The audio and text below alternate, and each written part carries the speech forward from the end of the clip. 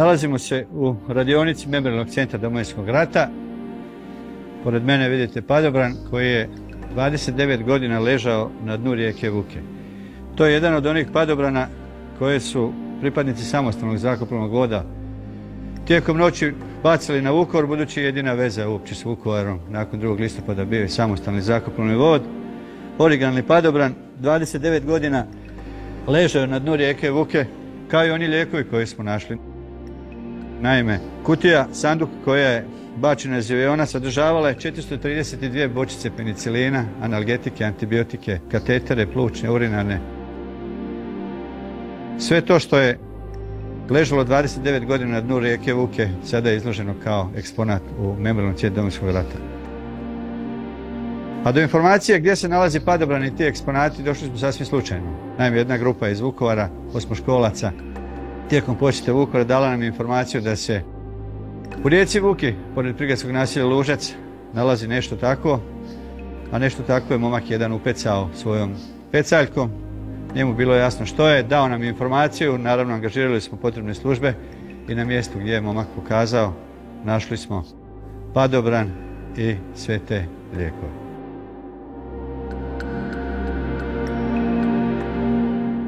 Danas je to vrlo vrijedan eksponat koji nam govori o inovativnosti i krajnjoj hrabrosti naših branitelja koji su letjeli Antonovom AN-2, tim zrakoplovom, da bi bacili pomoć nama u opkoljenom Vukovaru.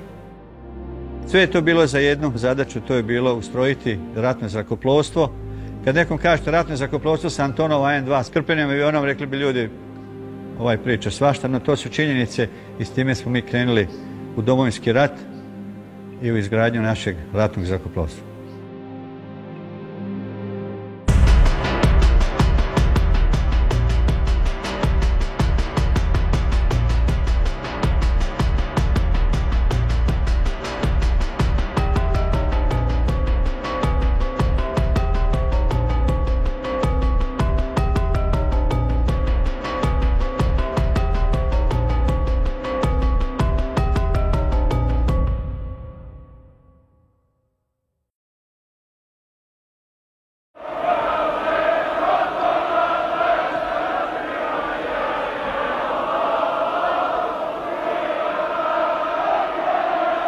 Srbija je danas jedinstvena i spremna da učini sve da poboljša svoj materijalni i društveni položaj svih svojih građana.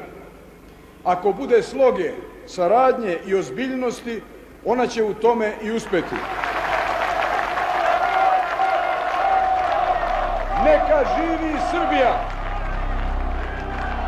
Cijela atmosfera koja se događala nakon Titove smrti, ajmo tako reći, u početku to nije bilo ništa, iako su ciljne procjene bile da će doći do raspada Jugoslavije, ali već tamo negdje druga polovica 80-ih, sve te, da kažem, buđenje tog srpskog nacionalizma ili ponosa ili patriotizma, ne znam kako to sad možemo pričati kako god hoćemo. Sve je počelo sa dolaskom Miloševića, to je svako ono ko je malo bolje pratio, vidio da se u Srbiji nešto kuha.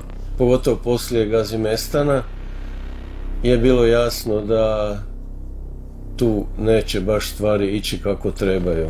Sama godina 90-a, kad su počeli, bili više stranački izbori, ja sam tad shvatio da ta vojska nije za mene. Jer tada su već bile formirane specijalne jedinice MUP-a u kojoj je bio i moj brat u jednoj od njih. I normalno ne možemo biti na različitim stranama. Počeli su srpski mitinzi, blokiranje prometnica, napadi na policijske postaje u tom dijelu sa Ukrajine, odnosno oni se ne proglasili Republikom Srpskom. I 1991. godina je stvarno bila jedna presudna godina za Republiku Hrvatsku, prije svega po pitanju njezine neovisnosti. Tako da je bilo zrelo za raskid sa tim komunizmom, ali i zrelo za raskid sa srpskim hegemonizmom, tako da kažem. A ja sam bio u transportnoj eskadrili, mi smo letjeli po cijeloj Jugoslaviji od Ljubljane do Skoplja. Bilo je jasno sve dalje da će razlaz biti neminovan, međutim niko nije vjerovao stvarno da će doći do oružanog sukoba sve do Plitvica, tamo do Uskrsa.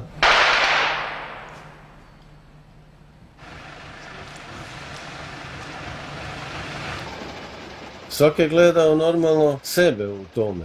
Ne mogu ja sad ići na nekakvu jugoslavensku stranu ako je moja Hrvatska u kojoj sam ja rođen, jesam doma, da se tuče po njoj. I to je bilo i za mene i uglavnom za sve kolege koji su bili u Hrvatskoj neprihvatljivo. Ja sam smatrao da će biti razuma i da će se to na nekako civilizirani način riješiti i da će jugoslavenska armija naći svoje mjesto i ulogu u tom ipak za nju povijesnom trenutku. Međutim, vidjeli smo da je ona tu stala na stranu i da je radila u interesu velikosrpskih interesa.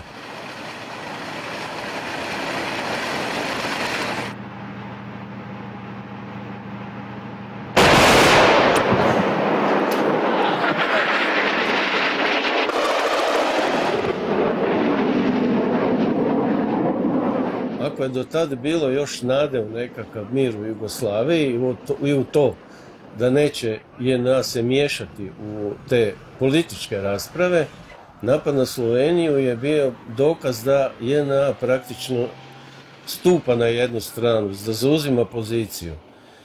I za mene osobno je to bio, kako danas svi govore, engleski trigger. Znači, bio je okidač koji je prevagnuo, više nije bilo nazad. Po tim pitanjima i pitanjima uloge bivše JNA u okviru potpore Srba, pobunjenih Srba u Krajini, mislim, prije svega, potpuno smo se razdvojili. Sve se skrivalo iza nekog jugoslavenska i zaštitu nekog jugoslavenskih interesa. Međutim, kada je došlo do tog slovenskog sukoba i kada je armija se povukla iz Slovenije, bilo nam je svima jasno da od zaštite tih interesa nije bilo ni govora, nego da je ona zapravo stala u zaštitu tih velikosrpskih interesa.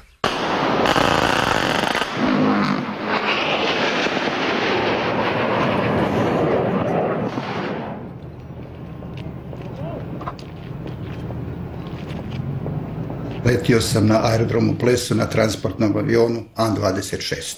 Sve ono što se dešavalo tada u Sloveniji, u Hrvatskoj, kad su poginulo dosta mladih vojnika, mi smo imali zadaću da te vojnike u sanducima odvezemo kući. To su scene, vidjeti roditelja koji dolaze uzeti taj sanduk, to je nešto što je zaista nezaboravno i u nama je sazrela želja, volja i odluka da tu vojsku napustimo. I onda smo nastavili svojim putem prema Tuškancu, odnosno prema Zboru Narodne garde. Naime, na Tuškancu je bilo okupljalište. Tu su dolazili ljudi iz svih dijelova Zagreba, iz bliže i šire okoline, pa između ostalog tu su se skupljali i piloti. I svi oni koji su bili na bilo koji način vezani za letenje. Tamo je bio gospodin Magić i gospodin Agotić koji su praktično kreirali tu zrakoplovnu grupu koja je praktično prva počela vojnički organizirati hrvatsku vojsku na cijelom teritoriju, oformljavajući operativni centar, što svaka vojska koja misli ozbiljno mora imati da bi se vidjelo gdje je koja postrojba, šta radi i kako možeš pregrupirati snage. To je prvi put, znači, zrakoplovstvo napravilo u Hrvatskoj. Da biste imali jednu tako, da kažem, tehnološki zahtjevnu granu, morate imati ljude. Kad kažem ljude, to znači morate imati pilote za koje treba najmanje 10 godina, recimo, da vi odškolujete vrhunskog pilota, pa inženjere zrakoplovne tehnike, pa aviotehničare, pa sve struke i službe koje su potrebne. Znači, to je jedna vrlo zahtjevna grana oružanih snaga. Ja sam 21.8.1991. u Zagrebu, isto na Tuškancu, potpisao ugovor sa MORH-om, to je sa Zborom Narodne garde, kako je bilo. I nakon toga se vraćam s smjernicama da se javimo u zborno područje Split. Pored toga što su i drugi odlučili, ja sam odlučio da napustim bivšu JNA i prijavio sam se u teritorijalnu odbranu i mi smo oformili zrakoplovnu grupu Pula. Oni su bili kasnije dio lovačke eskadrile zrakoplova Zagreb. Tamo smo, znači, u zbornom području Split, kako su narastale snage ljudi, kako su skidali dolazi, smo djelovali na razne načine, neko je bio na terenu, neko je pokrivao operativne dežurstva i sve te stvari, sve do dolaska prve tehnike. Hodili smo puno puta ovim putem, samo ta ograda nije bila tu. Da. I sad poslije 31 godinu sam prvi put ovdje. Tu smo radili, planirali, dogovarali i najviše maštali kako ćemo imati jednog dana zrakoplovstvo. I na kraju smo ga i napravili. Ovo je glavni ulaz gdje su bili uglavnom oni koji su bili predviđeni da zapovjedaju, da vode tadašnji zbor Narodne garde. Tu se glavna evidencija, tu smo se popisivali, evidentirali i odatle se kretalo dalje. Tu su dolazili ljudi raznih zanimanja, zvanja, znanja, uglavnom dragovoljci budućeg Domovinskog rata, pa između ostalog eto i mi piloti. Uglavnom, ja se usudim tvrditi da je Tuškanac iznjedrio jako puno velikih zapovjednika u Domovinskom ratu, iznjedrio je puno generala, pa smijem reći i heroja, koji možda i nisu više među nama, ali puno ih i jeste. Tako da je to sve došlo na svoje mjesto i onda je počeo praktično pravi otpor. Prve, znači, uzbune na temelju prikupljenih podataka o pravcima i djelovanju neprijateljske avijacije išle su sa Tuškanca. Znači, mi smo uzbunivali od Zagreba i ovih područja i tako dalje. Odlukom tadašnjeg vodstva Hrvatske vojske piloti se nisu slali u pješačke postrojbe i na bojište, već tada se imalo u planu da će se nabaviti zrakoplovna tehnika i sačuvani su za drugu namjenu, znači da bi mogli letjeti na toj tehnici.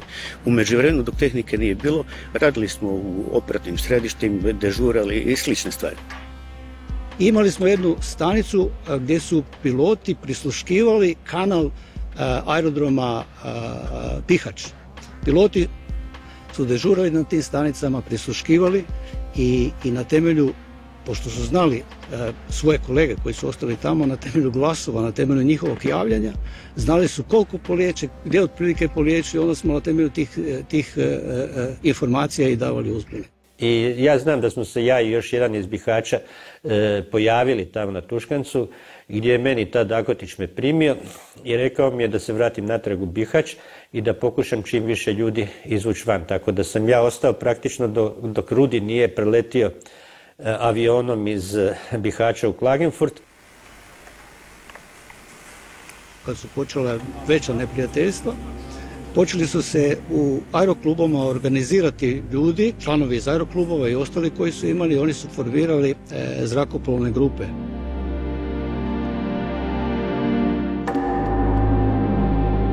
Te postrojbe, bez obzira na svoju veličinu, dale su velik doprinos u Domovinskom ratu. Naravno, u okviru svojih mogućnosti. Tu mislim na tehničke mogućnosti, tu mislim i na obučenost pilota za zadaće koje su bile ispred njih. Oni su pokušali naoružati one avione koje su imali, i poljoprivredne avione i tako dalje, i vršiti djelovanja. Dva zrakoplovna voda koje je posebno istakao, to je samostalni zrakoplovni vod Osijek i samostalni zrakoplovni vod Sinj koji je djelovao, znači to je zajedno Split i Sinj koji su objedinjeni. I oni su bili, ajmo reći na neki način, okosnica svega toga.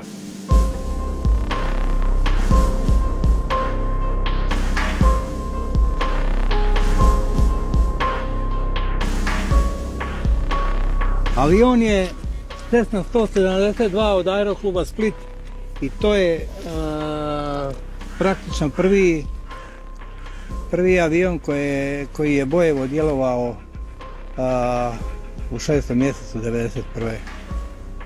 I to je bio snimano kompletno područje Knina, odnosno bombardirano, odnosno zapaljeno, jedan dio njihova skladišta u Golubiću i Trnovoj zemlji.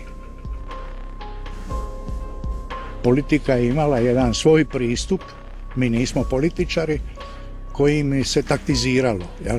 A mi smo mislili, pa čuj, nećemo goloruki, baš moramo nešto napraviti da bi se branili. Jel?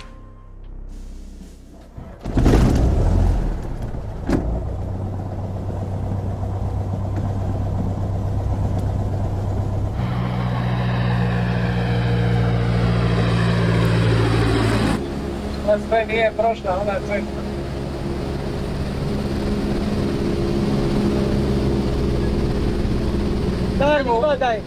Ta livada je bila aerodrom. Ta staza je bila malo zaobljena, srpolitkom oblika, tako da od ozgor kad si helikopteri išli nisu mogli zamisliti da bi to moglo biti standardan ljetanje i poljetanje.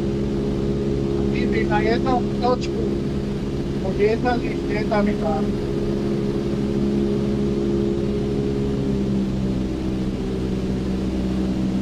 Malo detno, ajde idemo prema brani.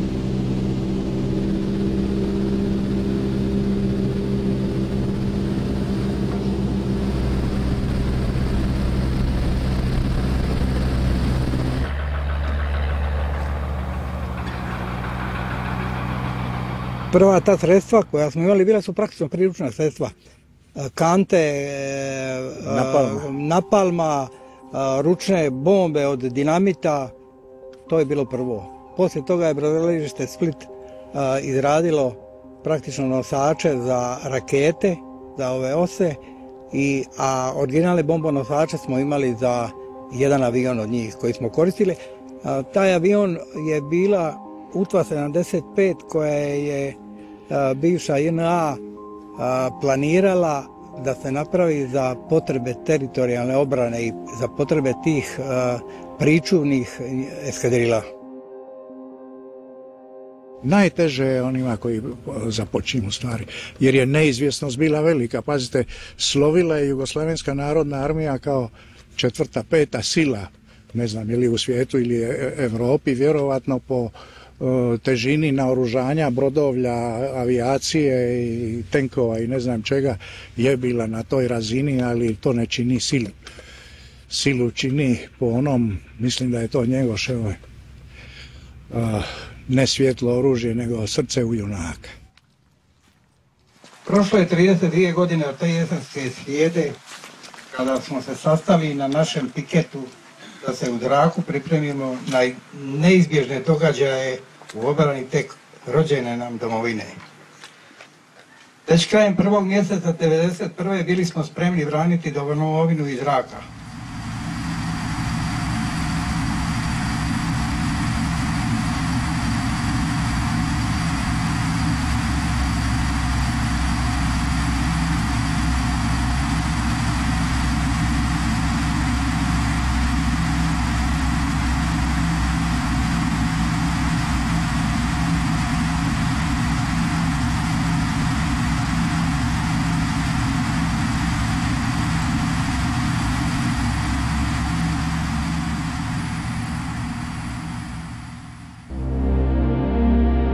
Ovdje dolazio Marko Živković, pošto je, kad je došao u Zagreb, on nije niti poznavao grad.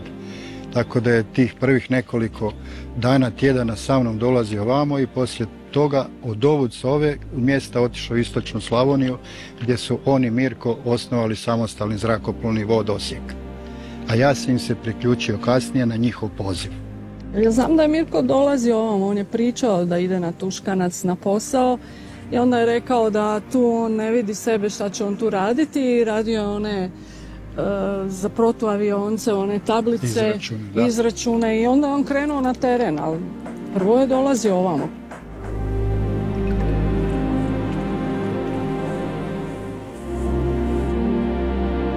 Ja sam radio u privrednoj avijaciji Osijek.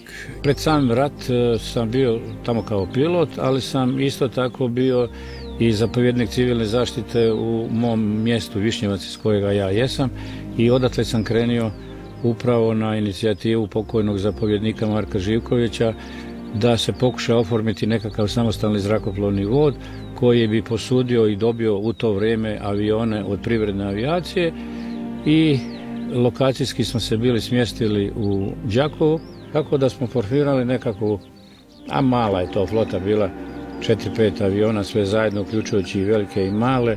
I onda smo dobili zadatak da prikupljamo ljude u koje imamo povjerenja i poslije su došli padobranci i tako dalje i tako dalje.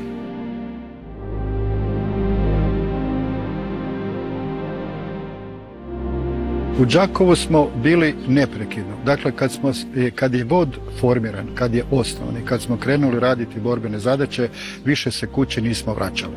Možda napomenu da naše obitelji niti od jednog člana nisu znali šta mi tamo radimo. Šutili smo i radili.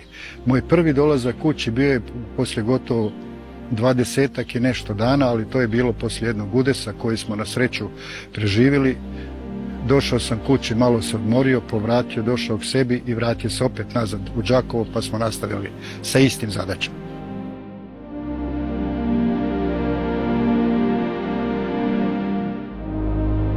Samo djelovanje samostalnog zrakoplovnog voda i dan danas za većinu Vukovara, tada pogotovo za većinu nas branitelja Vukovara bila je nepoznanica. Naime, bio sam u postrojbi koja je dobila zapovjed nekoliko navrata tada zapovjednika obrane grada Mladog Jastreba, da na gradskom stadionu nogometnog kluba Sloga u gluho doba noći, znači 12 sati, 1 sat noću, odemo na stadion. Zadaća je bila upaliti vatre. Te vatre su trebale služiti kao orijentir. Znači, pilot zrakoplova Antonov leti noću, vidi orijentire i na to mjesto putem ovakvih padobrana baca sanduke s pomoću.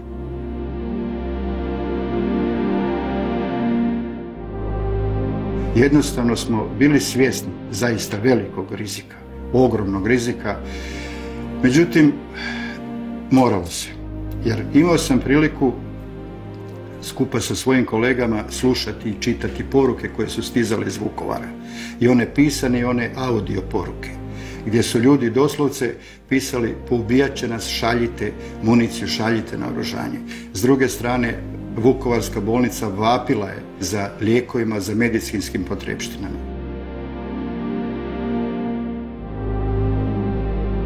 S obzirom da je bio ograničeni kapacitet i volumen tih padobrana, odnosno sanduka koji su bili prikvačeni na teretne padobrane i bacani ručno iz aviona, bilo je veliko pitanje šta poslati.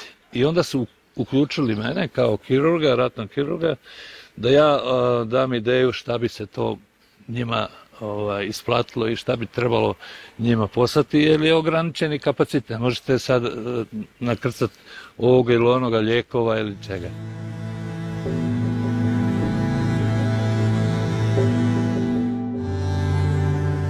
Mi smo na neki način imali stalnu vezu sa ravnateljicom ratne bolnice Vukovar, doktoricom Vesnom Bosanac, preko zaštićenih veza i tako dalje. Onda se gledalo nekako posložiti da to budu autonomno cjeline nekakve koje su jednom kirurgu u jednoj kirurškoj službi potrebne. Trebalo im je krvi, to smo saznali od doktorice, da su zadnje zalihe krvi kod njih u to vrijeme. Kirurški materijal, ampulirani lijekovi svih vrsta koji su najneophodniji u ratu, antibiotici, sredstva za protiv bolova i anestetici. Samo značenje toga što je stiglo kod nas, nažalost pokojna je, ali doktorica Bosanac je rekla da je pomoć padala s neba. Znači, jedini spoj Vukovara s ostatkom Hrvatske bili su pripadnici samostalnog zrakoplovnog voda, ovakvi padobrani i oni sanduci koji su doslovce padali s neba.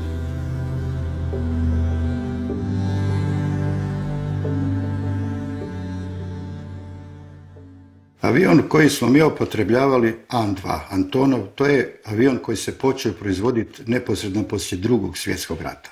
A upotrebljavao se kod nas, osnovna namjena je bila da posipa gnojivo po onim slavonskim poljima.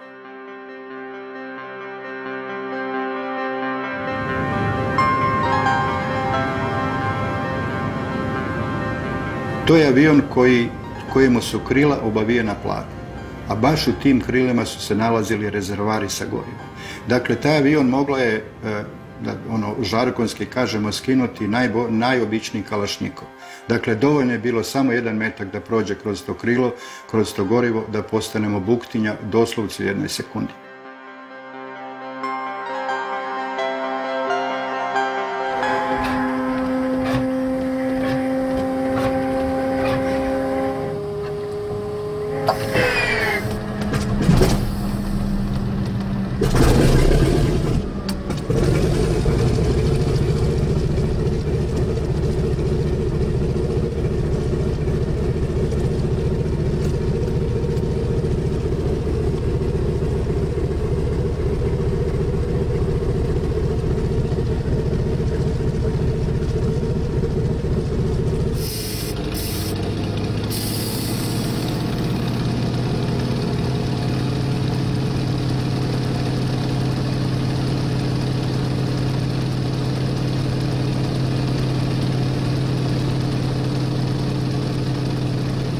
An-2 ja sam ga letio u JNA, ili smo imali u Zanove 26 i An-2 za padobrance.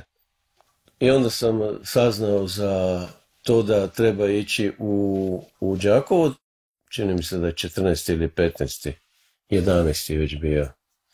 I tako smo dospjeli u Đakovo i vidjeli o čem se radi.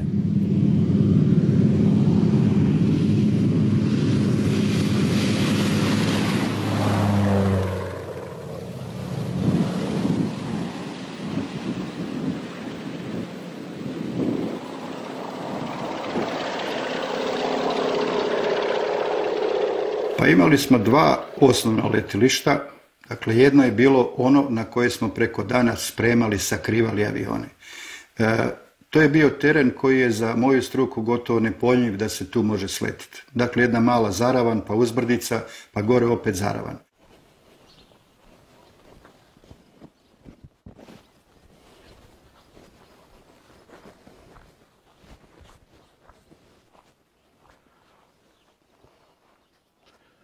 To je jedna livada koja je taka i bila kao što je i sada, koja je tako i pokošena kao što je i onda bila 1991. godine.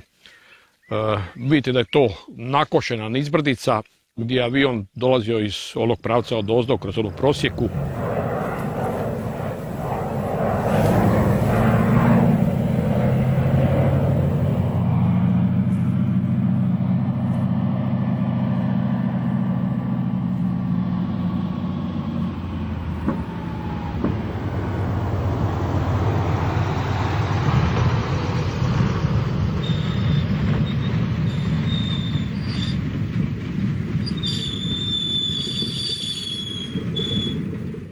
U prilazu je tu bio, već kad bi dodirnio tu pistu gore, zarulo bi do gore uz brdo, tu bi se u mjestu okrenio i bio spreman za ponovno poletanje.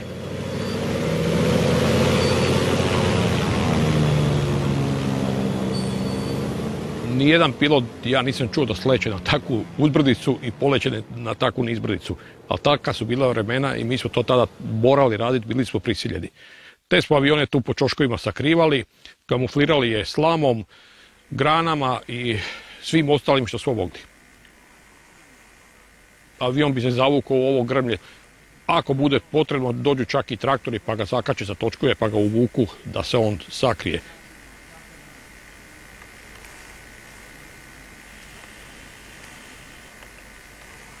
Pista je imala okolo postavljene na kolčićima sijalice, to su bile sijalice od frižidera, koje su bile sa lijeve i desne strane piste.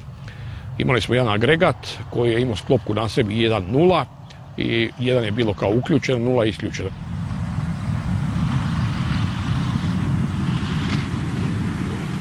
Noću, kada je Slavonija u potpunom zamračenju, ta se svjetla vide iz zraka sa velike daljine. Znači, nas su tražili.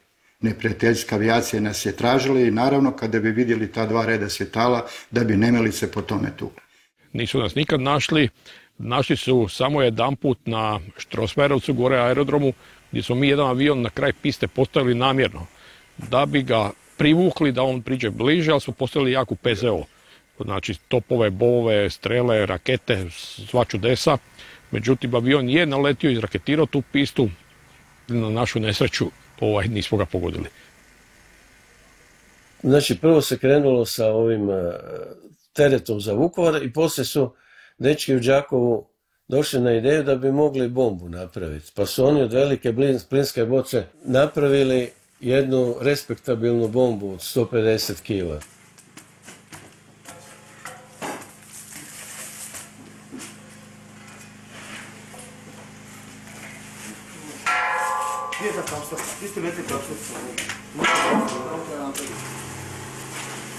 To su velike industrijske plinske boce od plina koje smo mi punili eksplozivom, koje kakvim metalnim otpadom iz tvornice Torpedo koja je proizvodila dijelove neke za traktore tu kod nas u Đakovu.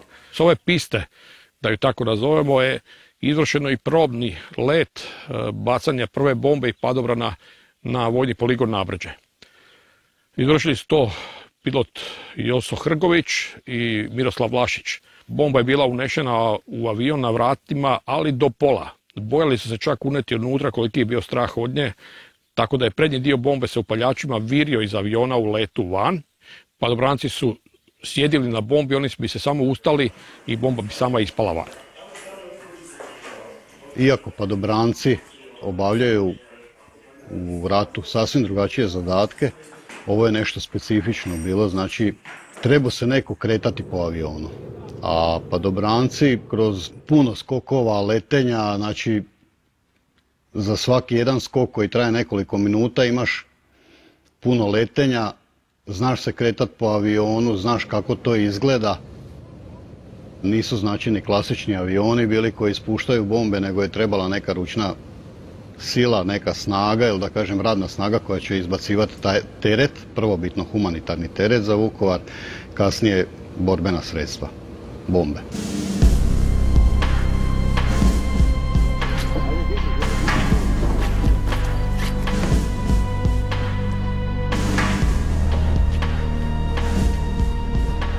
Obično nam se na briefingu kaže koliko bombi, koliko naleta i čekaš da kreneš na cilj.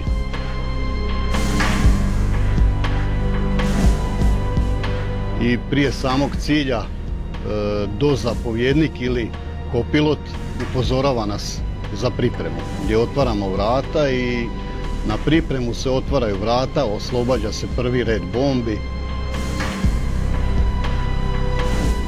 Jedna se dovlači do vrata, znači nas dvojica smo morali te bombe vući koje su bile od 150 na više kilograma i čekamo zapovjed bacaj. Mi smo zapovjedi dobivali iz operativnog centra operativne zone Osijek, koji je tada vodio general Karl Gorinšek. Po njihovim napucima i po njihovim koordinatama mi smo birali ciljeve. Ne birali, nego su nam već bili određeni.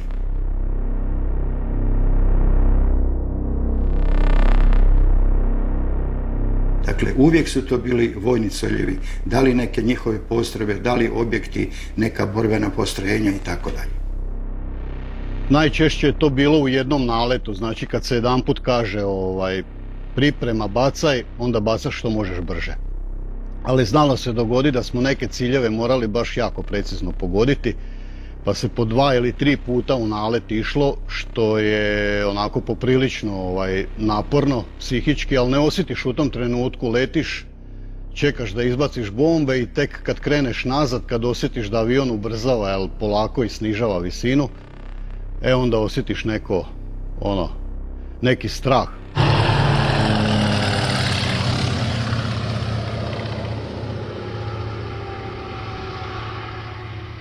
Ti instrumenti koji su se koristili za navigaciju bili su, i više nego skromni. Dakle, teško se bilo snalaziti sa njima.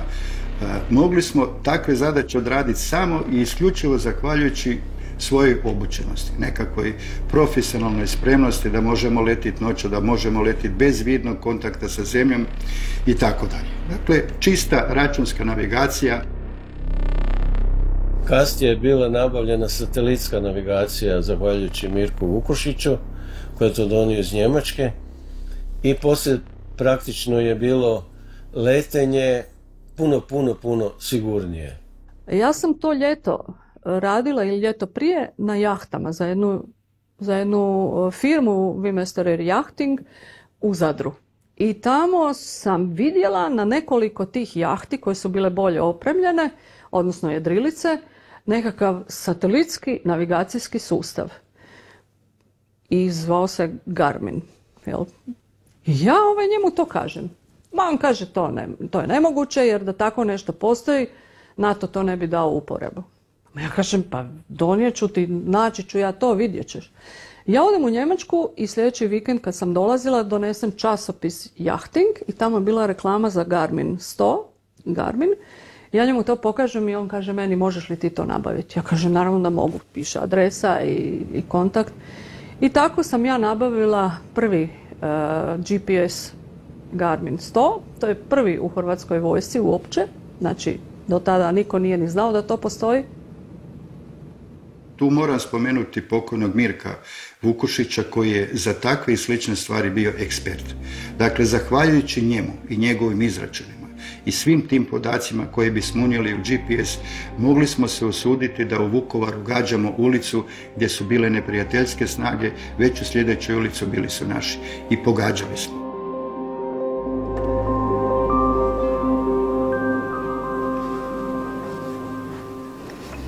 Ovo je moj osobni, ja ga volim zvati ratni dnevnik kojeg sam oformio po dolasku u Đakovo. Tu sam zapisao koje sam ljude našao, šta smo radili, vodio sam evidenciju o letovima i tako dalje. Možda je interesantno tu napomenuti da to nije bio šablon da idemo svako večer. Dakle, ta različitost to nas je učuvalo, to nam je čuvalo živote. Naprimjer, večera smo išli u 11:30 navečer, pa sutra idemo u 3 sata poslije ponoći. Onda sljedeću noć ne idemo. Pa sljedeću noć idemo odmah u 7 sati navečer i tako dalje, jer smo znali da nas čekaju. Tog 2. prosinca Marko je bio u Zagrebu. On je uzeo par dana slobodno da obiđe familiju i tako. Onda smo mi letjeli dok njega nije bilo sa 2 aviona po noći. Intenzivirali smo čak to letenje. Jer je Vukovar pao i bilo je logično za očekivati da će sad sva pažnja biti usmjerena prema Osijeku, koji je bio logični sljedeći cilj, Osijek i Vinkovce. Tako da smo mi po 2 puta po noći letjeli. 2 leta noću, to je bio maksimum što je ova postrojba mogla da odradi, a da opet nekakva sigurnost bude koliko toliko zastupljena. Nažalost, desio se i 3. let u jednom danu i taj je bio koban. Zadnja noć je bila, to je bila operacija Otkos na Papuku, u kojoj smo se mi uključili, gdje je tamo bilo sve relativno zapelo. Znači, to je bilo protjerivanje sa Papuka neprijateljskih snaga prema Gradiški i tom području. Mi smo se tu uključili u borbena djelovanja sa avionima, gdje smo te ciljeve napadali koji su nam oni rekli. I tu je to odvuklo prevlagu. Nakon 2 odrađena leta na zapadnu Slavoniju, taj 3. let je bio u neko svitanje. I nismo baš svi bili na čisto da je to ispravna odluka. Već je bilo oko 5:20 ujutro. Znači vidit će ga se. Biće laka meta, lako će ga se oboriti. Međutim, Marko je rekao, kaže, vidi šta nam rade, mi to moramo. I posla je poletila.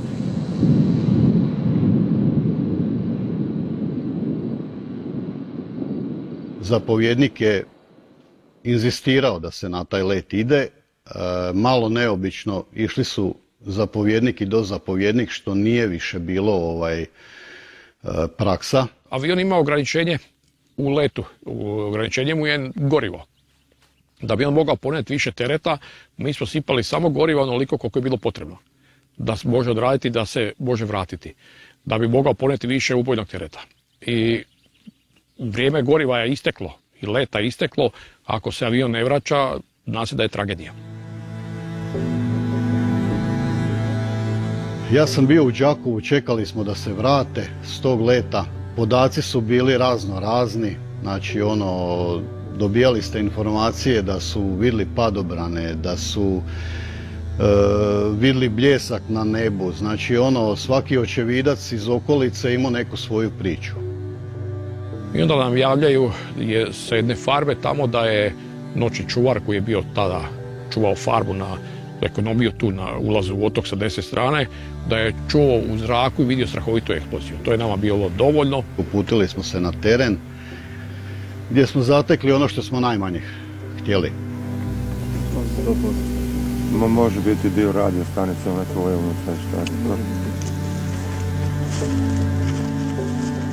Zatekli smo ostatke zrakoplova, razbacane po polju između otoka i Privlake. Pronađena je raketa Kub SA-6 koja ih je pogodila.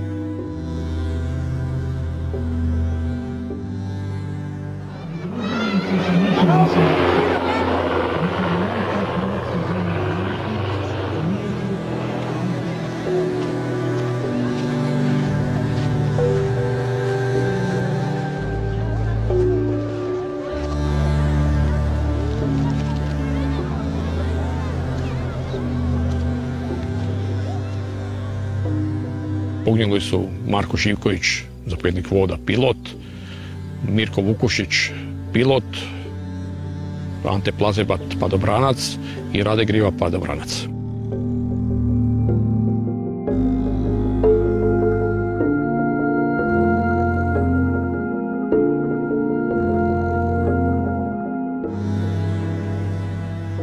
Od aviona što smo našli najveći dio to je motor.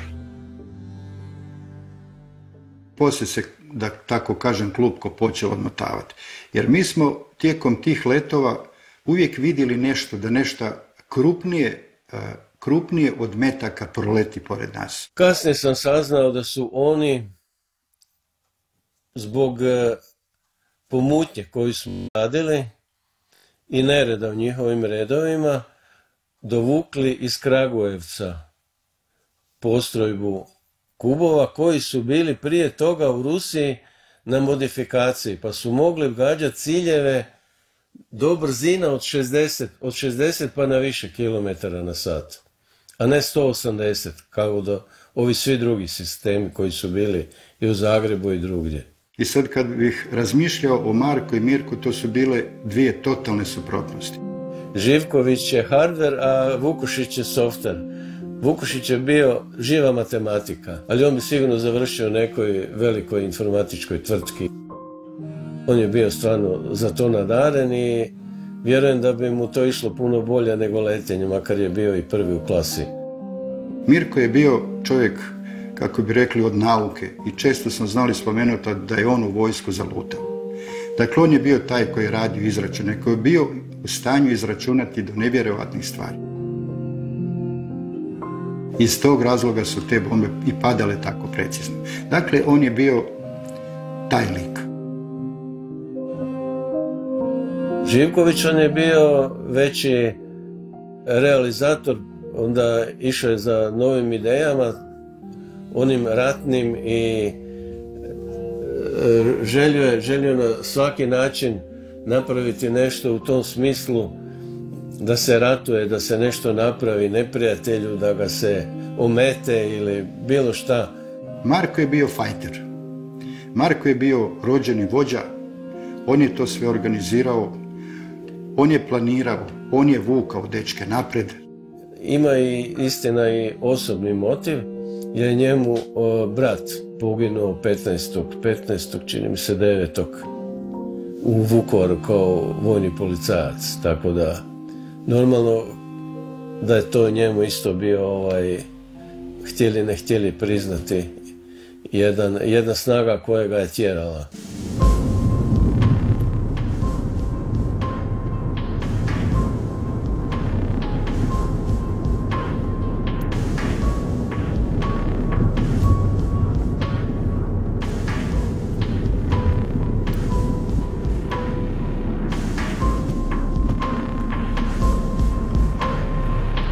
Vojarna pukovnik Marko Živković dom je 91. krila Hrvatskog ratnog zrakoplovstva i zapovjedništva Hrvatskog ratnog zrakoplovstva. Vojarna je imenovana po poginulom hrvatskom vojnom pilotu. Pukovnik Marko Živković poginuo je u zoru 2. prosinca 1991. na borbenom letu.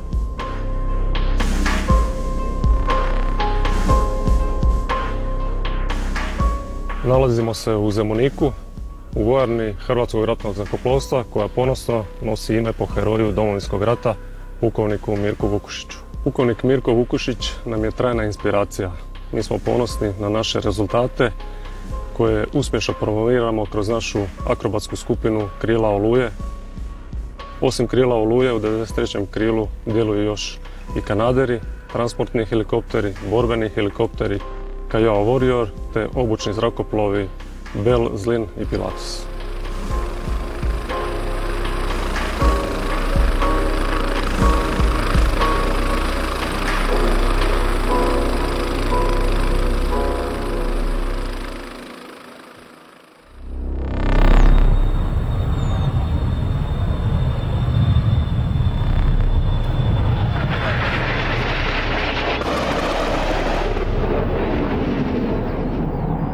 Tri tjedna poslije pogibije Vukušića i Živkovića napadnuti je aerodrom u Vrsaru.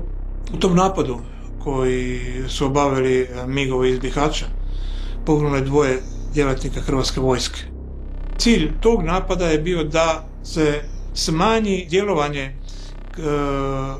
takozvanih klipnih aviona, odnosno zrakoplova, poljoprivrednih zrakoplova u borbenim djelovanjima. Onda sam dobio zapovjed od načelnika glavnog stožera, generala Tusa, da sam postavljen za zapovjednika i normalno bilo je logično da, mislim, samo bi lud išao ponovno letjeti na tu stranu. Onda smo sve prizemljili i dobili zapovjed da više ne idemo prema istoku.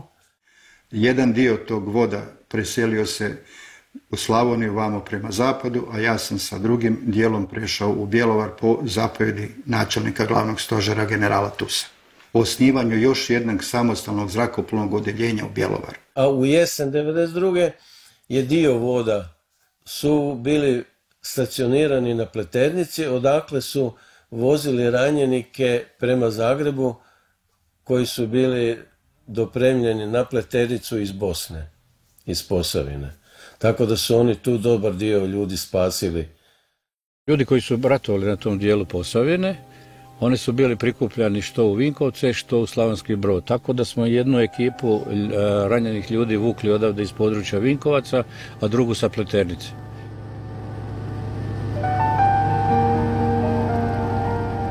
To je bio po nekom našem nazivu zrakoplovni voda aviosanit. Mi smo, po meni, napravili dosta jedan lijepi humanitarni gest. Niko nam nije umro u avionu.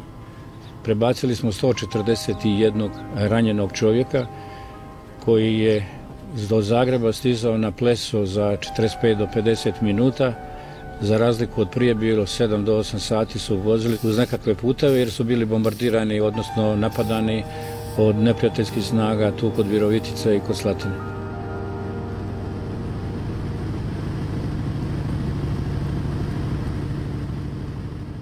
U vrijeme kad smo već mislili da su bar za nas, za našu grupu, gotova sva borbena djelovanja, jedan dan me pozvao tadašnji zapovjednik Hrvatskog ratnog zrakoplovstva, pokojni general Imragotić, i saopćio da moramo letiti u Bosnu.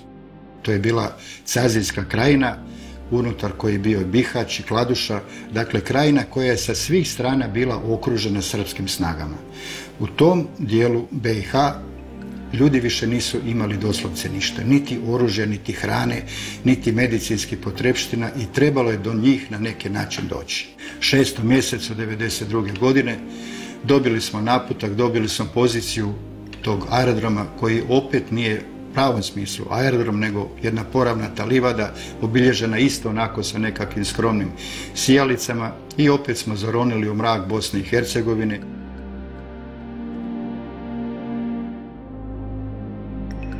Dakle, mi nismo tamo borbeno djelovali. Mi smo samo njihovim snagama isporučivali naoružanje, dakle, maksimalno koliko smo mogli trpati u avion.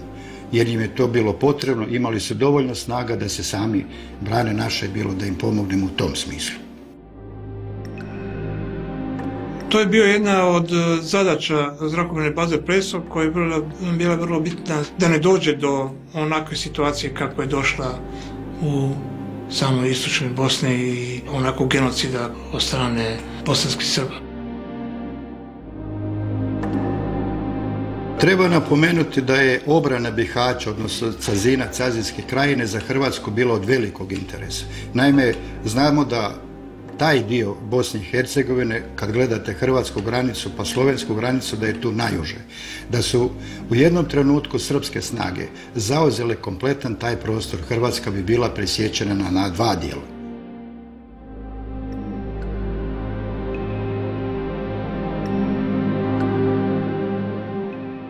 Imali smo nešto tih cesni, nešto utki, nešto znači te sportske avijacije i nešto što praktično nije moglo imati nekakav značaj u stvaranju pravog zrakoplovstva, ratnog zrakoplovstva. Prvi koji je preletio bio naravno Rudi Peršin, ali njegov avion je ostao u Klagenfurtu, dok kad su preletili prvo Borović, pa Selak i Ivandić, tad smo već imali 3 aviona i to je već je bilo nešto.